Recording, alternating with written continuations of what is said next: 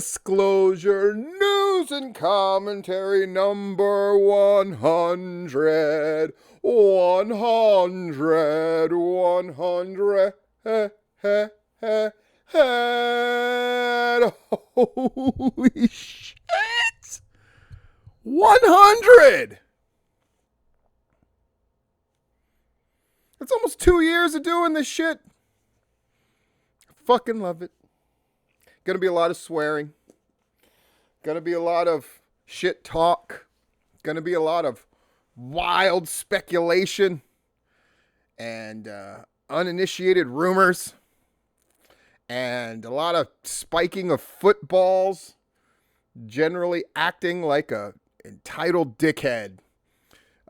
Because I am an entitled dickhead tonight because it's full disclosure 100. What can I say? Trent, Trey, new Patreon signups. You rule. BWN, Derek, Brett, and Rob Rod, and Diana, and Ace, and Justin, and D, and... Jeez Louise. Can't read that name. Darren. Yeah. And Dan, and Josh, and Charles, and Larry. Not that one, but the other one. You got Dylan, the OG Myron, and Eric the World Walker all coming through with that big. And then Brian, PWX, with the biggest of all. PWX pulled off that show where they drew 350. Big, huge, honkin' hairy deal. So they are rolling like Mac Bolin. But IWE paid that sponsorship money. So until March 20th, which is their second anniversary show, I'm going to be talking about them all the motherfucking time. We're going to put a link to their tickets. They're going to have their second anniversary show. Shit's off the chain. I am excited, as you can tell. I am not going to forget the unboxing. I wrote it down here. Huge unbox. Make sure that I do it. For the people that sent in, I mean, this shit just came in the last, week, which meant people wanted this to time with, not my birthday, because I got lots of shit for my birthday that people sent. This is to time with 100, and what can I say? You motherfuckers are class. 4 days. I got these 3 things to open, including a geek box, which is always righteous. I'm going to tear right into them. I'm going to open this thing. I'm guessing it's a t-shirt.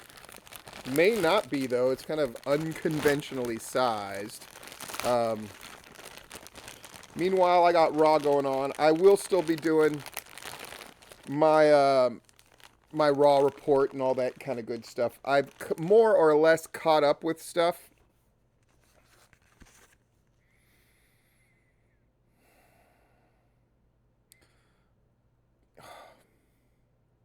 I know what this shirt is, but I'm still going to reveal at the same time to you as I get to see it.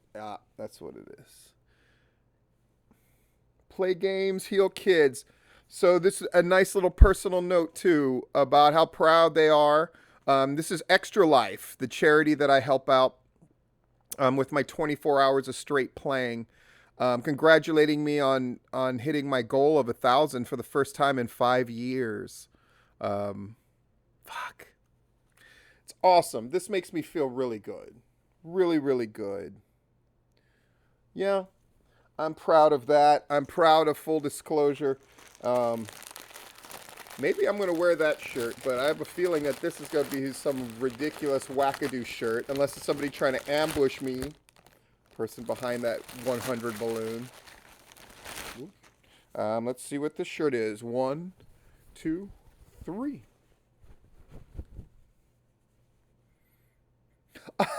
The dope ass Mortal Kombat shirt with like the Adidas logo. Mortal Kombat. Fuck. Winner. I'm on hype. My kids obviously helped me take that thumbnail picture with this ridiculous balloon behind me, and it was their idea too to decorate it up and make it classy and cool. Sweet. Feeling this thing. Awesome. Oh, now let's quickly get to this geek box. Sorry, I am going to indulge. It's full disclosure 100. It is what it is. Trust me, I got a lot of shit to talk about. I had one of the craziest weekends on record. So crazy that I certainly can't tell you uh, a lot of it. That's how you know it was good. But maybe some of those illicit details will find their way over to Patreon. Some of them. Oh my god. Should have pre-cut this shit. Nope. I got it. I got it. Boop. Pops it open. Always comes with the whoa! All kinds of okay. Let's just go from the top of the box. Geek box. Oh, got the freaking gremlin. That's apropos. I'm all about the gremlin. Sweet. Gremlins thing. Got a knit beanie, thank goodness, because it's getting cold in Florida. The Geek Fuel reindeer beanie. My kids are going to take that shit from me, guaranteed. What else is in here? Super shakers. So Mario and Luigi salt and pepper shakers. Believe it or not, I already got this in a Geek box like a year ago. I see what they do. And then the Zelda heart. Very sweet, very cool. Thank you to all the people who sent stuff and bothered writing notes and all of that. It is duly noted and most appreciated. I'm fucking feeling it. Let's jump into some shit. Let's jump into some GIPW. GIPW.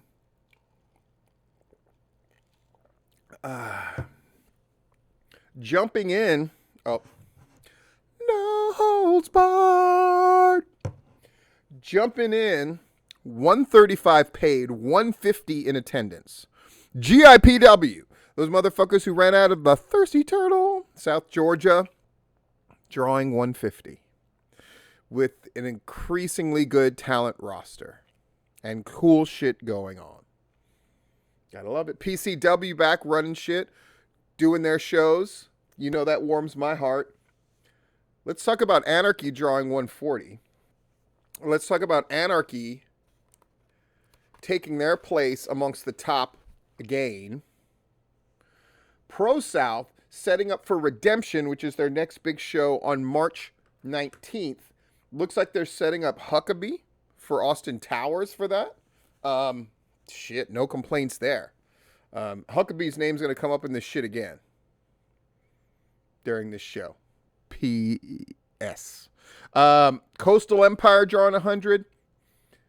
But of course, the big winner, Larietto, 546 paid after they drew 400 last time. They got Kaz there. They got Hernandez. They're doing big shit. They cannot be ignored. Can they? They cannot. Larietto, 546. So, could anybody have predicted last year? And keep in mind, last year at this time, we were getting into this COVID shit. And Larietto for 546. KLT going over 400. Fucking Southern Honor is back over the 400 club. It's great shit. Renegades doing bigger numbers than they ever have, right? Anarchy's back doing their shit. GIPW's doing more than they've ever done. PWX is back drawing, right? I fully predict IWE is going to draw huge for their show. Viral put tickets on sale for their stuff, and they pre-sold more tickets than they've ever pre-sold at this time in the sale. Great shit. And we got Peach State coming back March 5th. Didn't get to do it in the building that they were going to do it, but now they're back in the fairgrounds, in the ballroom. That's awesome. It's awesome. They're March 5th. Southern Honor this Friday. Where am I going to be? Where I'm going to be is at the pay-per-view AEW. No shit. I'll be there on Sunday. Really excited about that. It's really cool. I went up there for Dynamite a couple weeks ago. I'm full in this wrestling shit, if you can't tell. We're going to talk about my weekend. When are we going to talk about it? We're going to talk about it. So, I got the reports up for the 2 shows that I went to on Saturday. Both ICW shows. Shout out to Ron Nemi for being such a great host. I know he was frantic and fucked up. I mean, it's crazy. They ran a show at 3 at the Gulf of Hent Center. His friend who died, who owns that, and the Fifth Avenue Pawn. So there's some question about, whether they're going to be able to run in there anymore at either location. But they've got everything set for WrestleMania week, which is bananas. So everybody from Action's going to be there. ICW, No Peace Underground. There's just a crap ton of shows running. The deathmatch guys that I talked to, some of them have up to 10 bookings. 10 bookings that week. And there's deathmatch tournament for ICW, which means this ain't going to be fucking cravats, headlock takeovers for 5 minutes for a booking. No. They're going to be getting their ass beat, and they're going to be laying it on the line, and I fucking love it. But yeah, I went to the 3 o'clock show. Harold J. Taylor was there taking pictures, looking good. Nice as always. I was there with Dan, the fucking Dragon Wilson, Reverend Dan, whatever you want to call him. He was there. Jeff, of course, was there. Jeff was not feeling healthy, but still bucked up and fucking made those shows. It was great. And then Nina Monet was there. And getting to hang out with her a little bit at the 3 o'clock show, but really in the evening show was great. So the evening show, that's outside, chains instead of ropes, fucking brutal affair. The fucking fans lost their shit at one point and started throwing chairs in the ring, led by this one fan that I cannot fucking stand. But it was chaos. I could tell that it threw Ron off in particular a lot, but they got it together, had a good show. But that afternoon show was shockingly great. And then I went to No Peace Underground, which is a no ring show that happens at the Sound Bar. It's a stage and the floor, and you're right there in the action. And I was tweeting like crazy, and that review will be done. And then I will be more or less caught up. It's nuts. Much respect, again, to Larry and Rob Rod for cranking out these reports constantly. It is not an easy thing to do. I have a very different style than they do. I think what they do is so great and so important. And it's great that other people are getting in the mix, like Charles. And then I saw where Nick and Myron were going to cover for Rod in case he can't be at Southern Honor, and they were going to make sure they have their report. Dude, at Georgia Wrestling History, we give a fuck. We give a fuck. What this 100 represents, too, is never stopped during COVID. Never stopped. Got more consistent, added more content. At one point, less people were watching because less people were just into wrestling overall. The numbers would play out that way at Georgia Wrestling History in general as well. But now we're hitting shit that we've never hit. More people watching, more people viewing, more people reading, more. And tipping point has been off the chain. Only disappointing thing from the weekend was supposed to get to hang out with Brandon and Casey Kirk, the first couple of Deathmatch Wrestling, but Brandon lost his phone at Universal, so they were stuck there looking for it. I can only laugh because they did find it and everything's okay. And they're at a fucking basketball game right now. So really great to meet a lot of people. Got to talk a little bit to John Wayne Murdoch, which was really awesome. What else about my weekend? Getting to hang out with Sinister Minister, as you would know him, and Jeff and Dan was just insanity. It was fucking crazy. So Friday night, we all got together and we hung out, swapped stories, fucking made each other laugh, just did crazy, crazy, crazy shit. It was a very wrestling kind of feel to it, or at least wrestling like 20 years ago. And I just had a great old time. Yeah. Let's talk about this dumb shit. So first, I've calmed down about this a lot, but let me just say this. So part of my weekend was like, who was the MVP as far as people I saw wrestling? And Nolan Edward did great. And he did fantastic everything he was in. And he was in both ICW shows and the No Peace show. And really tore it up. Did great. The usual suspects of sort of high-level stars were amazing. I think John Wayne Murdoch, there's a reason he won Wrestler of the Year for IWTV. Think about that.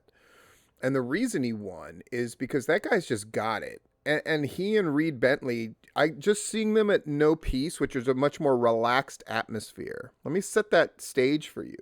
So ICW shows are like straight up deathmatch wrestling shows.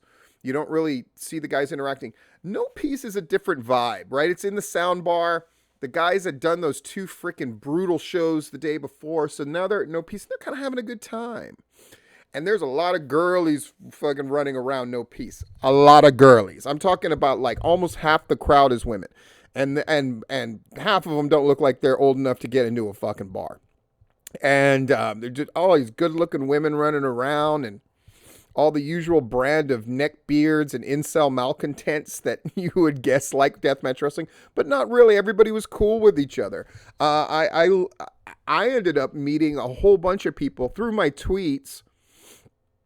There were a bunch of other people there who, like, you know, Deathmatch Magazine and all this kind of stuff. Like, all these people were around and we're all talking to each other. I'm talking to these crazy fans from Texas who came to Florida to see all of this shit and were rooting for Ruben Steele like maniacs throughout everything.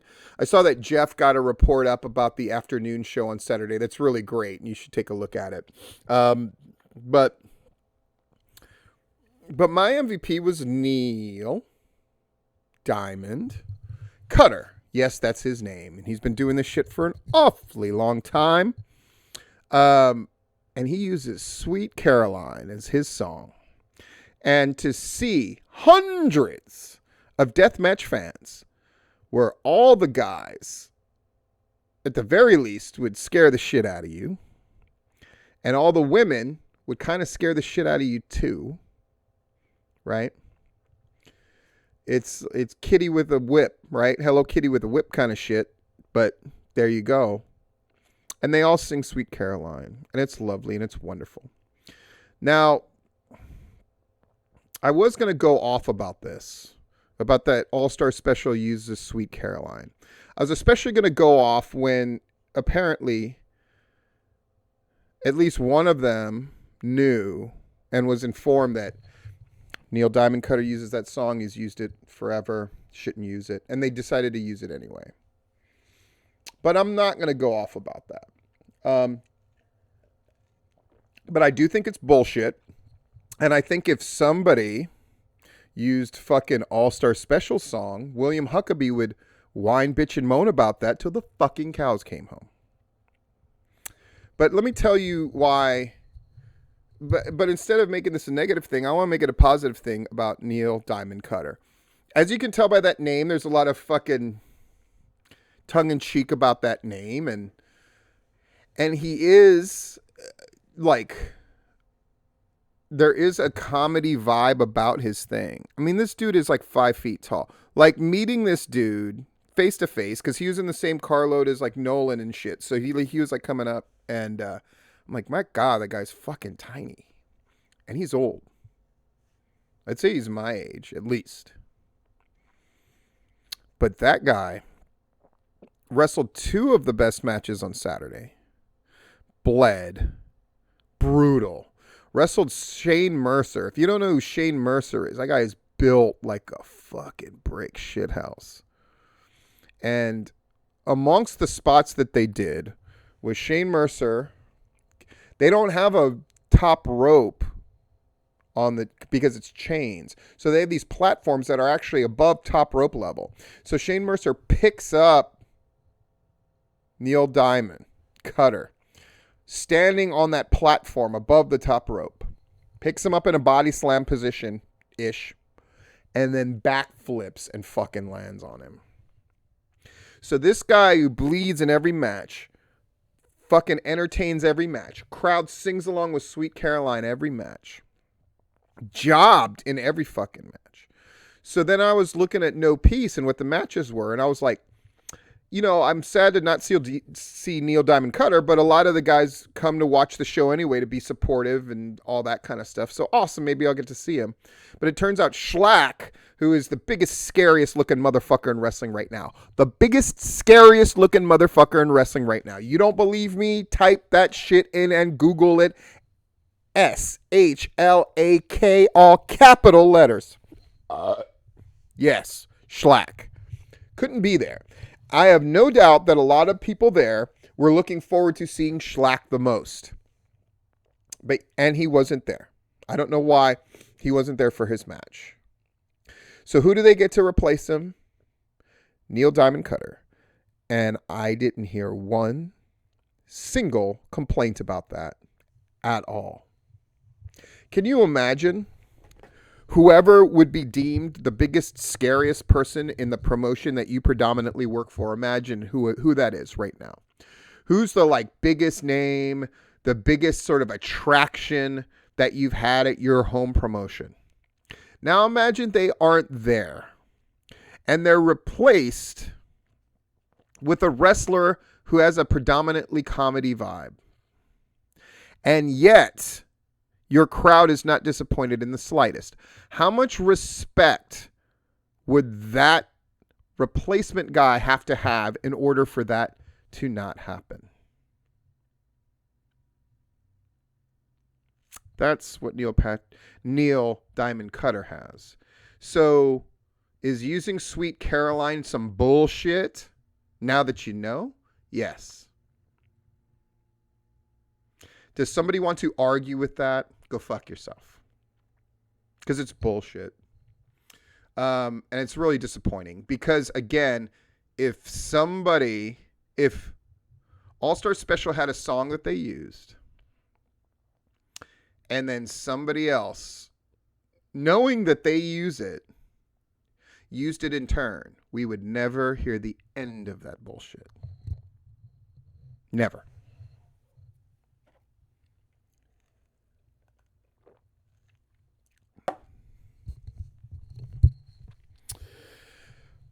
But that's not the Huck stupidity that I want to talk about. I want to talk about this. I'm not going to put it up. I'll just read it to you. So he posted this on Facebook 3 days ago. News flash, all caps, for the ignorant and uninitiated. Your job guys should be just as, all caps, or even better than your signed contracted guys. This is already the dumbest fucking thing ever. He goes on to say, why? Because they are tasked with the job of getting your roster guys over. Job guys are your second most important piece of the puzzle behind your top guy. Ridiculous. And should be treated as such. What? How? To not job them? But, okay. Using trainees and greenhorns in that spot tells me that somebody, parentheses, your booker, knows jack shit about how to build talent or a storyline. Rant over. And 63 incredibly dumb motherfuckers try to agree with this. And it makes me sad looking at the names. Because a lot of them are people who are, I'm like, yeah, they're dumb fucks. But some of them are really, really, really fucking smart guys. So all I can think of is they want to be supportive to a wrestler making a declarative statement. And I can understand that. But this thing makes no fucking sense. Let's just pull it the fuck apart. And anybody who wants to debate about this, I am welcome to debate it. I don't have to do, if you don't agree, then you're an idiot. I'm not going to say that. I will just say I am open to any kind of debate, and I will fucking tear your head off. No problem. This is not even a question. Where are green guys supposed to work? On the card. Mid-card guys, who according to Huckabee are the least important guys on your roster. Does that make sense to anybody? That the guys that we're going to pick from our main event next are less important than the guys who lose all the time, who the crowd knows are going to lose? No, the job guys. Where should the green guys work? Well, this stands to reason, since Huck was the one yelling and screaming a few months ago that Hold My Beer Hansen should be the Southern Honor Champion. He of 2 years in the business, whose ring work is still awfully suspect. But Hold My Beer Hansen should be the Southern Honor Champion. Because he's over? Huckabee is a great talent in the ring. But most of the stuff he says when he makes these declarative statements about wrestling are so fucking stupid. And the worst part is people buy into that shit either because they're intimidated by him or because he's being so declarative and so adamant about it. Surely he must know what he's talking about. And his evidence for this stuff is awfully spurious. So let me get this straight. Every wrestling promotion in the history of fucking time has tended to use newer or greener guys to be the guy they get squashed in matches. Why? Because you don't have to be great to get squashed. You don't have to be good in the ring to get squashed. You just have to sell and post up on moves because you're unimportant in the eyes of the fans. I get that we're in this age where fucking, who was it?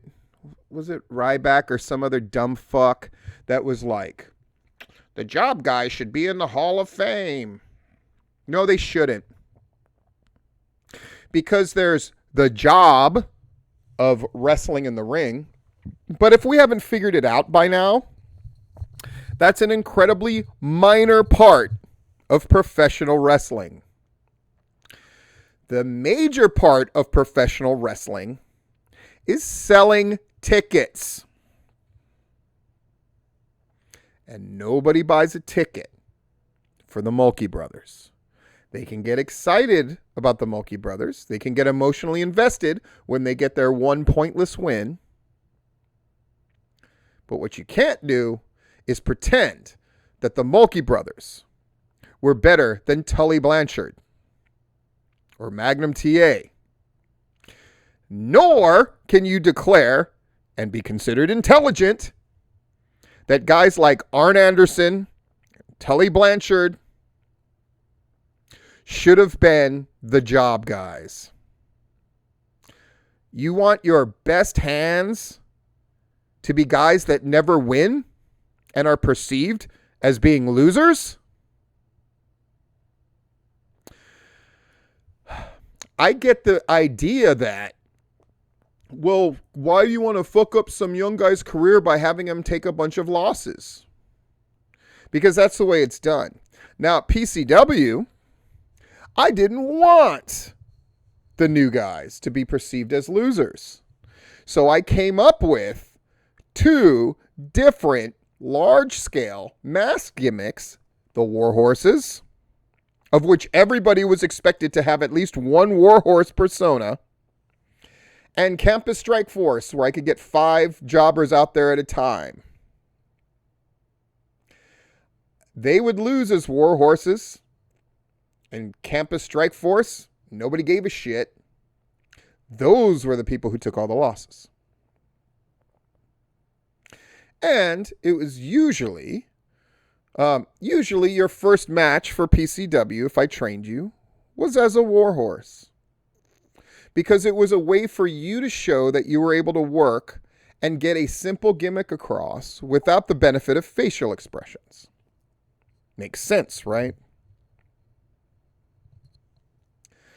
But barring my genius of having the War Horses or Campus Strike Force, what do other people do? Well, if they're running shows on the regular, they may tend to have new people get in there, get beaten down, and get pinned. Why? So they can learn to sell. And are new people going to tend to make more mistakes? Yes. So you don't want them in the mid-card wrestling longer matches. Why do I have to fucking explain this to wrestling people, you dumb fucks?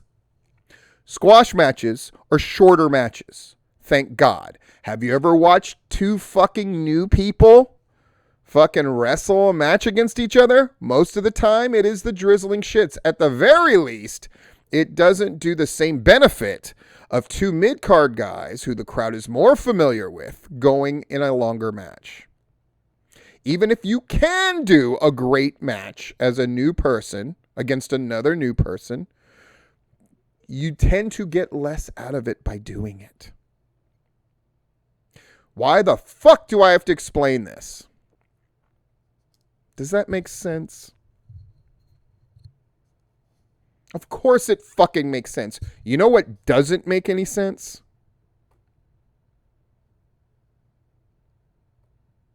Newsflash for the ignorant and uninitiated.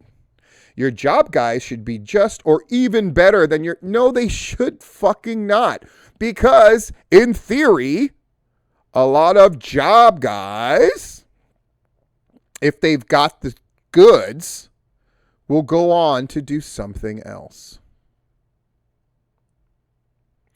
Because they are tasked with the job of getting your roster guys over. Job guys are your second most important piece of the puzzle. They are not. They are not. I don't know what to tell you. Pro wrestling is a semi-unique thing, right? But let me find the closest analogy that I can.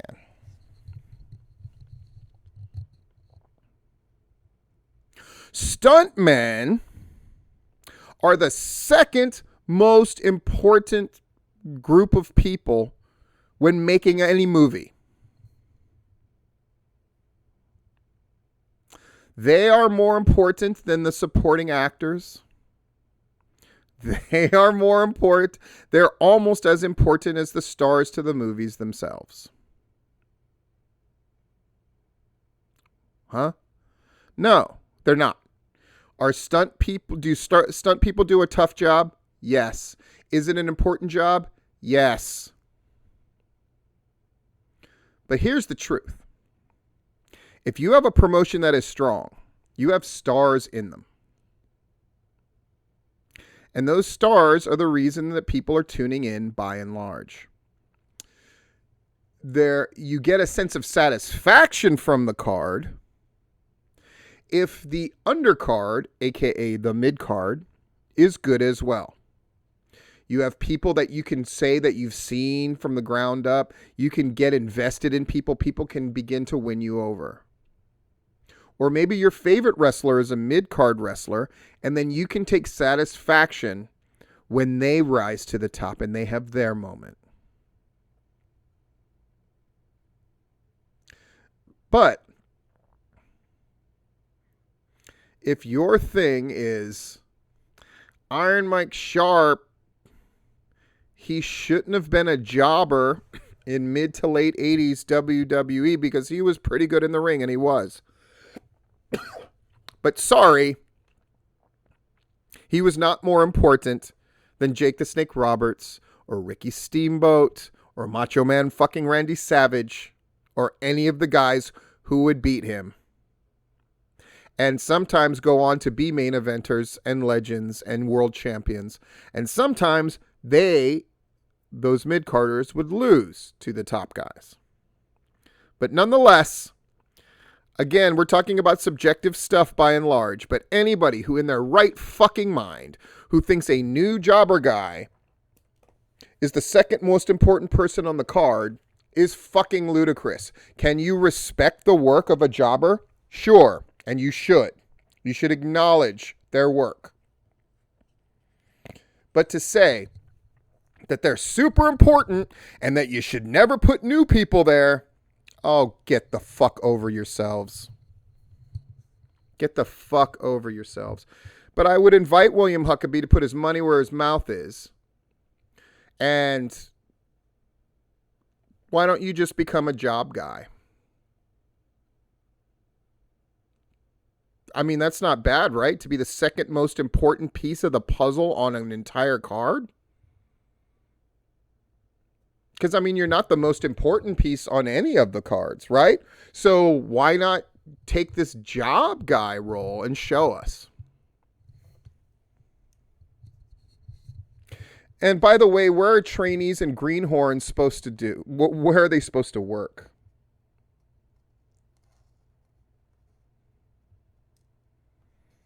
Shame on the people who back this bullshit up.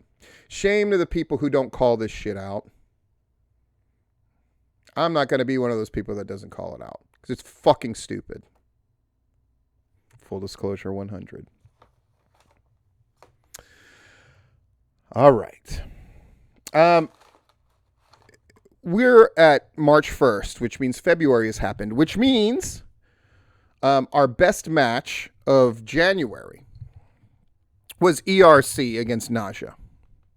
Is it still the best match, or did we have one that was better? I think we had one that was better in February by just a little bit, but it was better. And that match was Anthony Henry against Nolan Edward from Action Wrestling. So now that match is leading. If you don't agree with me, then show me the matches that should beat it. If you think that you can do a better match, then let's see it in March. Put it up there. Send it to me. I'll review it, and I'll make that determination for myself. Of course, this is just my opinion, but what I'm trying to do is to make it so by the time we get to the end of the year and we're going, well, what are the matches? We're because we tend to forget about the matches at the early part of the year, unless they are exceptional, like, let's say, William Huckabee and Joe Black's dog collar match. Like I said, William Huckabee, great talent in the ring. But when he speaks about wrestling, flip a coin, whether it's obvious as shit but accurate or just the dumbest fucking thing you've read. Said so confidently. That's the part that always gets me and makes me roll my eyes. So confidently. And then the boys, at least some of them, I noticed not a lot of the boys that I would consider fucking great clicked like on that bullshit. Mostly dumb fucking Mark fans and the like. But a couple of guys. But they're also the guys that tend to be really cool and really supportive. So I can't bust their balls too much about it.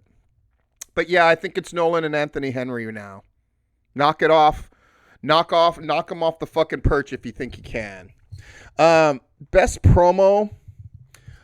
I wanted to give it to fucking Hankins, especially the second part of his speech in that Jacob Ashworth video where Shane Marks and Jacob Ashworth sat down. I wanted to give it to Hankins because the second speech that he gave was so fucking powerful and so fucking great, but that production is so fucking bad, and I can't deny that that goes into a promo. I cannot deny that production is a big part of a fucking promo.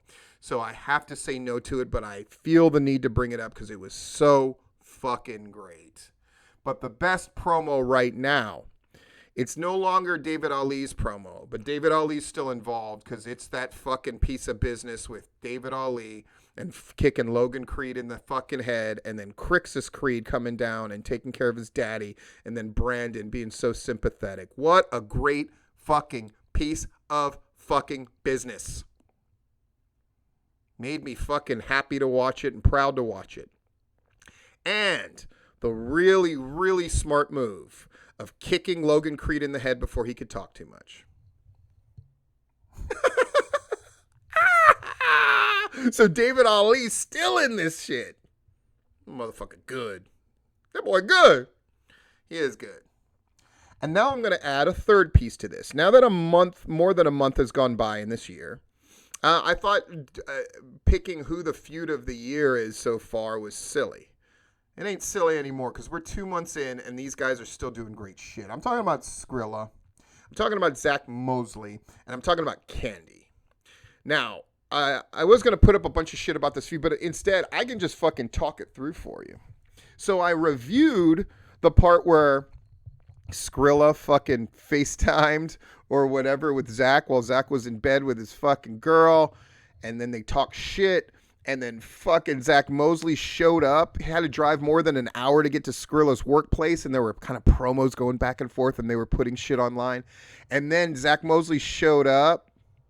But there was no Skrilla until Skrilla came out. And then Zach Mosley backed off until his coworkers held Skrilla back. And then Zach Mosley got in his face. Great fucking shit. And they talked shit from there. Then around Valentine's Day, Skrilla put up this fucking supposed screen capture between a text or a message conversation between he and Candy, Zach Mosley's girl, where Candy implied, yeah, let's get together.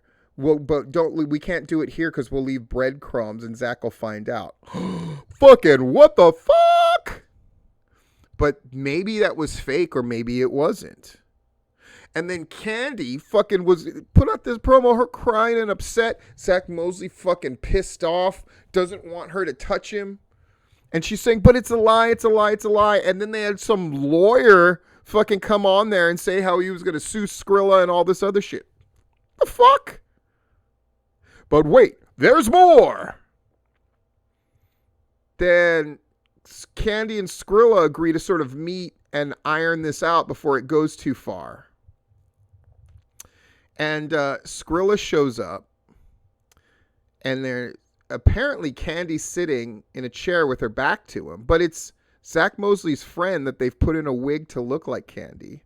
And so Skrilla comes up, and Skrilla knows something's wrong right before he gets to supposedly Candy. But Zach Mosley comes and hits him. Decks him with this fucking like pan thing. And then him and his boy fucking kick Skrilla's ass, and then they hold him. And then fucking Candy smacks him, but the slap isn't good. So Zach makes her do it again, and it's still not very good. And third slap, that one's good. And then they kick the shit out of fucking Skrilla. The fuck? Then Skrilla puts up a message early in the morning saying he woke up by the side of the road. Some trucker woke him up. He almost froze to death because this is when it was really cold. What the fuck? And then more shit's going on. And then apparently some friend of Skrilla's is driving up. That's a video I got sent today. Driving up and apparently put out some challenge to fucking Zach Mosley and Candy. So they're sitting outside of Skrilla's work waiting on him. Sitting at the edge of a fountain. So the friend pops out of the car, shoves them both in the water, and then they drive off laughing. This shit's awesome. And if I had a promotion, I would book this fucking match. Why would you not book this fucking match? This is the feud of the year so far, everybody. Candy, Zach, Skrilla. It's fucking great. I don't know where it's going. And I can't wait to see where it goes. That's your feud of the year. Now they're gonna have contenders to that, right? Is it gonna be David Ali and Logan stepping up? Todd and Manders. Now that Southern Fried is doing a show, they're gonna get that shit reignited. What's gonna happen with this fucking Shane Marks against fucking Jacob Ashworth thing? And now that Will Carter is being made at Anarchy, what is he getting into? And Ben Buchanan against Griff Garrison, what's that gonna be? All kinds of great shit happening. And with Viral running a show, what's their heat? Yeah. IWE, they've got a bunch of great matches, but I'm sure they're going to have some heat too. I mean, I'm fucking excited. So that's the 3 categories I'm now going to follow month by month. Promo, match, feud. Everybody else, fucking challenge them.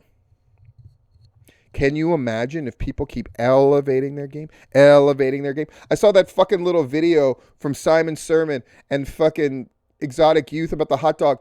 I fucking died laughing. This shit's so good. It's so good. And you've got different people working from each other. South Georgia's shedding that reputation a little bit, or at least a couple of guys are, and a couple of promotions are. And I ain't mad about it.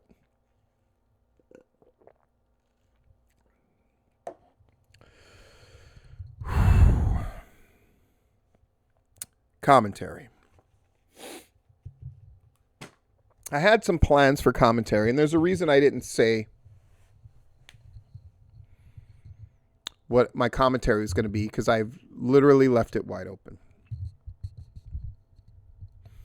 I'm going to just speak, and I'm going to see where it goes.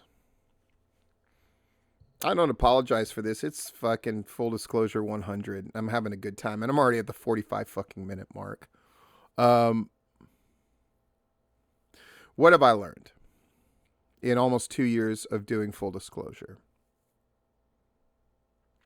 What I've learned is it's something that I already suspected, but now I know it's true, which is I really do love pro wrestling, and I really do love helping people. And I mean, you can ask the guys, you can ask Dan and Jeff and Minister, like, they couldn't believe that I would continuously work. You know, when people would send in requests of like, look at this video and look at this blah, blah, blah, I would get it done like the next morning and shit. Like this is what I've wanted, was to be involved in wrestling. And I continue to be involved in wrestling. And when you look at the stuff that I've called out here, I'm just, you know what? Fuck it. I'm giving myself roses. That's what the commentary is about. When you look at different groups of people who I said were full of shit, or they were bullshit, and they were fucking dickheads, they're gone. They're gone. A couple of them haven't done shows in months. All the shit talking. All the fucking bad energy that they were putting out there. All the ways they would come after me or Larry indirectly or Georgia Wrestling History or people that I liked and respected, and they would just, but they're fucking gone. And good fucking riddance, shitbird crew. Fuck all of you. All of these sites that pop up out of some kind of revenge thing on Georgia Wrestling History, and we're going to do this and we're going to do that, and they don't do shit. You know why? Because they don't love this shit like I love this shit.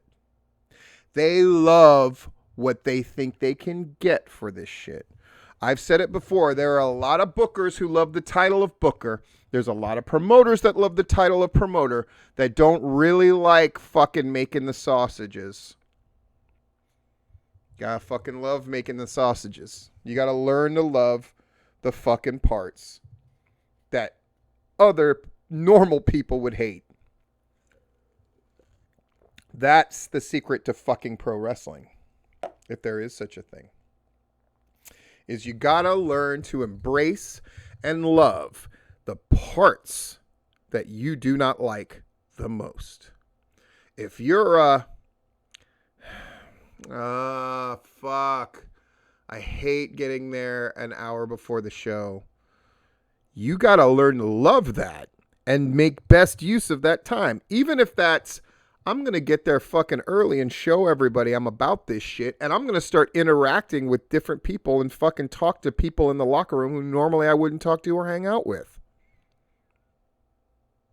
You got to learn to embrace that shit. I don't like cutting promos. Ask anybody who I fucking trained. If they said they don't like cutting promos, guess what I made them fucking do? Cut promos in every show. I don't like the working this part of the gimmick. I just feel like, well, then I'm going to make you go out there and do it literally 10 times. Ask for those stories. You have to embrace the things that you don't like to do. And not just embrace them. You have to love them until you have to fake it with yourself until you make it. That's what greatness is. That's where wrestling, I believe, has gone off track. Bear with me.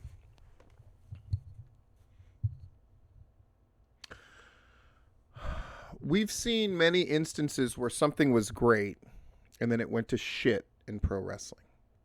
We've seen this story time and time again. And I suspect what happened, it's always more complicated than just one thing. Don't get me wrong. But I think what happens is When you're winning, nothing hurts. When you're winning, no one cares about the little things going wrong when you're winning. But then when you're not winning as much, little problems get exacerbated and bigger. And it begins to feel like work. And when it begins to feel like work, then it is work. Then you want compensation for what now feels like work. And you realize that compensation isn't really there in the wrestling business until you reach a certain level, which most of us will never get to. And you have to be honest about that too. So you have to find your value. And so unfortunately with social media, what happens is a lot of wrestling people, wrestlers, promoters, bookers, they air their fucking sour grapes that take the form of advice or a statement. But it really comes down to, there's things about this wrestling business I don't like. And it's why most of the advice that I read from people online is fucking shit. Because it comes from a place of disliking or having disdain for something and not having the courage to say it. It's why when I read advice from people who... Now, I am of the mind that just because you've never taken a bump doesn't mean you can't give advice in pro wrestling. But I am of the mind that you shouldn't give advice about pro wrestling to pro wrestlers if there's a part of you that secretly thinks they're all fucking man children that are stupid. And if only they could see how smart the things you were saying were, then they'd be much better off and they'd have a great, wonderful life like yours. And that's most of the people who give advice that I see. Or they're people who want to be leaders. And they think that you lead by telling people what's up declaratively. And what I found out in a couple of years of doing this, and a whole lot of more years of doing the wrestling thing, is that the best thing that I can offer is getting close to untrammeled sight as much as possible when I'm looking at something and talking about it. Even if it forces me to alter my position or change it altogether. My father, I don't know, wow, that just came out. My father never liked pro wrestling, but he was always supportive of me doing it. He would show up to matches. He would order pay-per-views. He would ask me to explain things.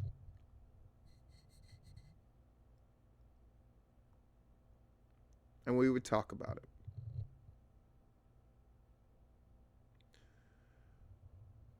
He, though I think his value goes beyond being supportive, he was an example. And not about pro wrestling per se, but he's an old white guy, right? Born and grew up in Sugar Land, Texas. Went to Baylor and Waco, Texas. He was a Marine for over 20 years. White dude. Southern white dude. And the older he got, the more tolerant he became. And the more sentimental he became. Not just about himself, which happens, but about the world in general and his family more specifically. He changed what he thought about gay people, changed what he thought about different things racially. He changed for the better, which is supposed to run the opposite, right? He's supposed to get dug and set in his ways. And instead, he would look to me and my sisters and other people and try to empathize with their viewpoints, which is what he was never encouraged to do. And he would latch on to the ways that worked really well for him, even though it may have been counter to how he was taught. And he would pass those things on to me. He was a beloved commanding officer. Beloved. Because he quickly realized that the sergeants, who are the enlisted guys, were as important as the lieutenants. And so he had a good relationship with all of them. He didn't do this, I'm an officer, you're a grunt, fucking make it happen. Instead, he pulled everybody into the conversation. And they loved him for it.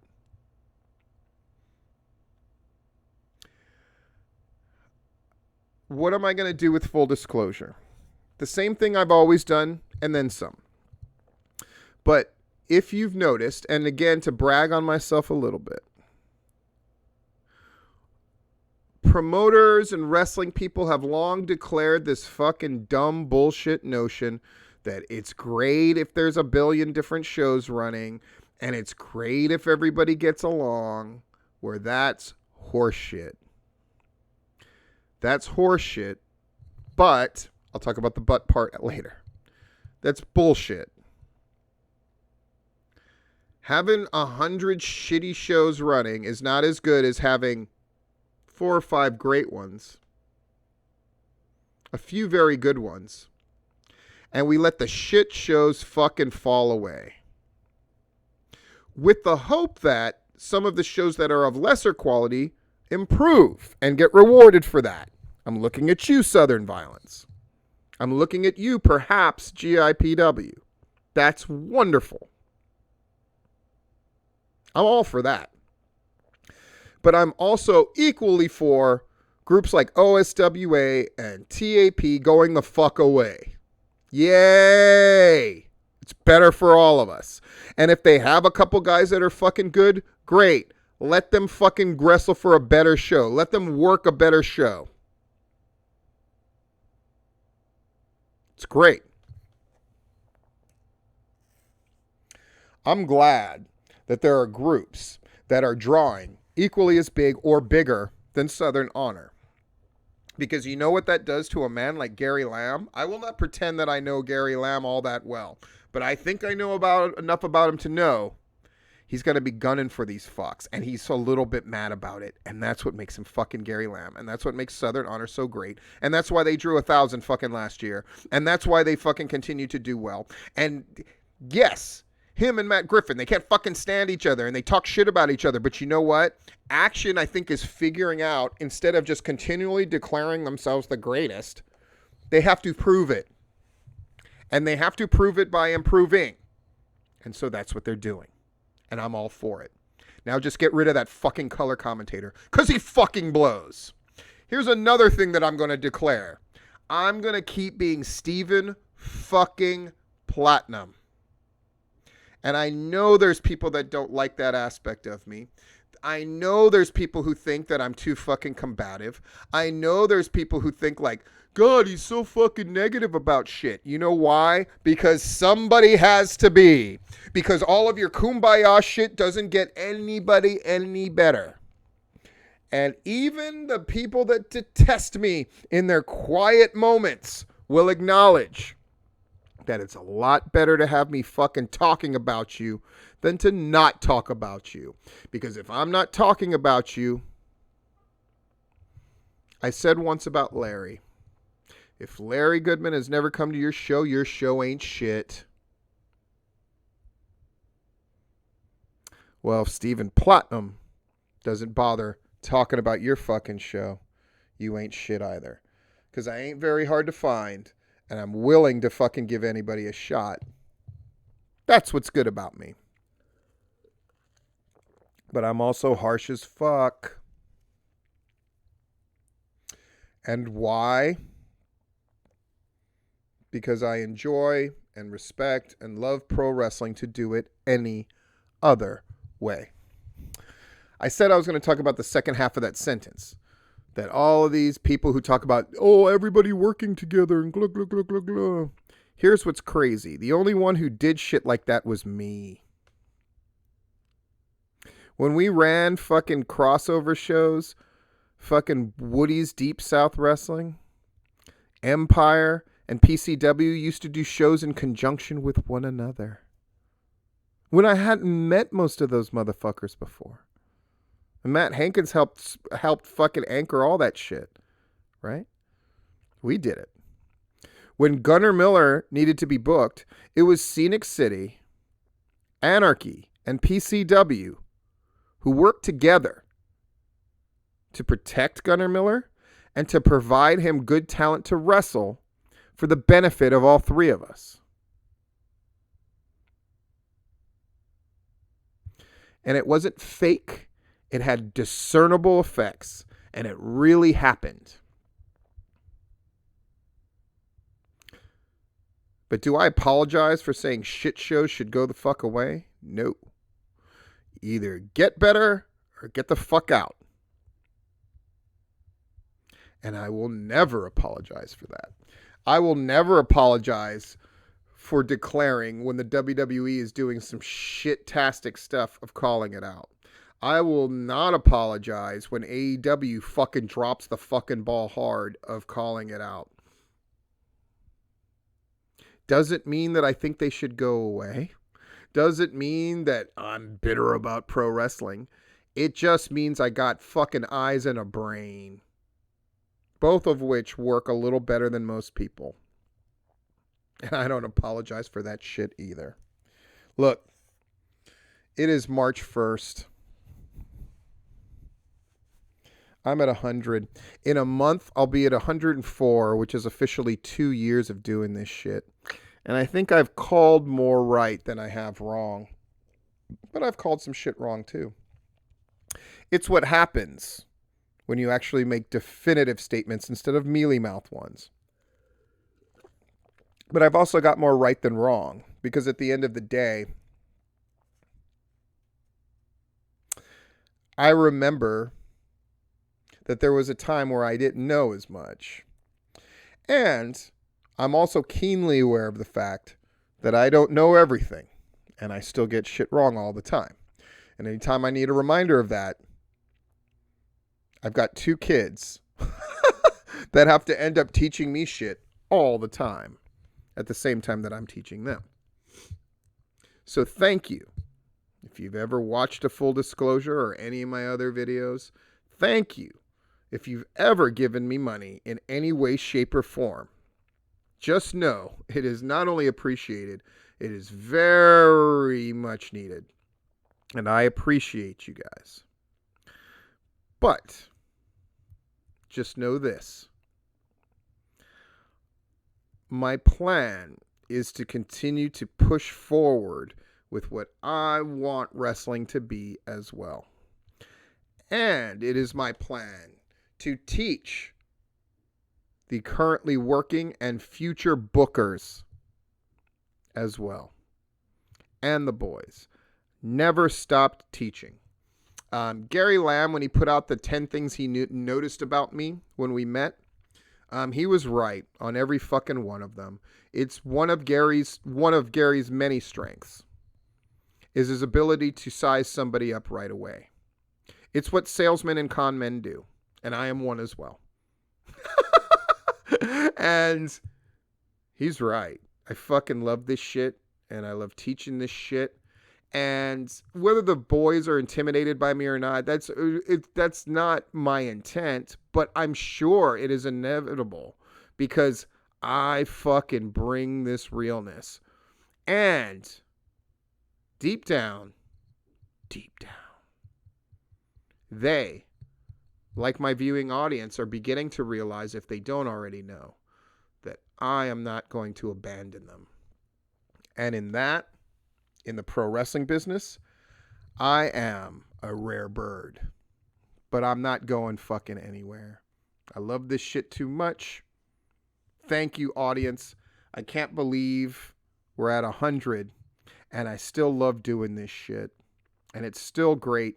If you've ever sent a gift, ever given me money, ever watched some shit, ever shared my shit, ever liked my shit, and all that other stuff, thank you.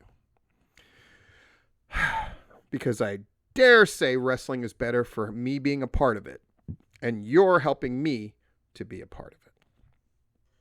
This has been Full Disclosure.